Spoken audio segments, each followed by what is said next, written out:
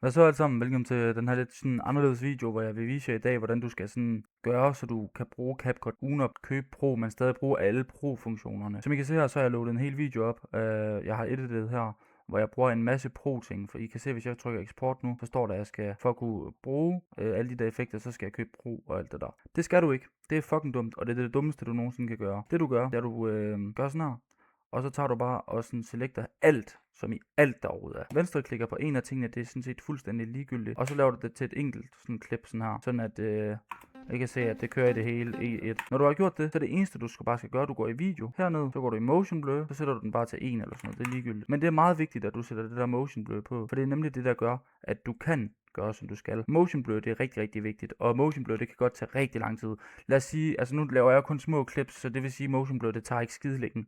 Men hvis du sidder og redigerer en eller anden video, der måske, lad os sige, tager et kvarter 20 minutter, så kan motion blur godt tage rigtig lang tid at indstille. Men det den så gør, når det er, så kan du se, så er der den i motion blurren, og så skal du egentlig bare vente til den er færdig.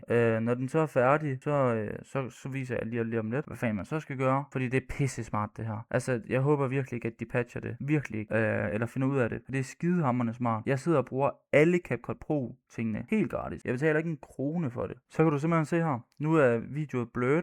Og det du så kan, det er, at du søger hernede i feltet, søgefeltet på CapCut, så trykker du åbn filplacering. Så popper den her op, så gør du det lige en gang til, venstreklikker igen og åbn filplacering. Så kommer du herind. Så heroppe i toppen, der kan du trykke CapCut, det vælger du at gøre. User data, cache, og så søge, altså jeg plejer at søge, fordi den er så svær at finde. Men så skal du finde den map, der hedder Motion Blur Cache. Når du har fundet Motion Blur Cache, så ligger din video lige her, som du lige har sættet og redigeret. Det er den her, jeg lige har sættet og redigeret, som I kan se her. Alle de her ting, de er der. Det du så gør, det er, at du går herind i CapCut igen. Du tager den her, hvor du ikke kan eksporte den, som I kan se her. Du kan ikke eksporte den nu. Fjerner den, tager den video, der ligger inden for Motion Blur.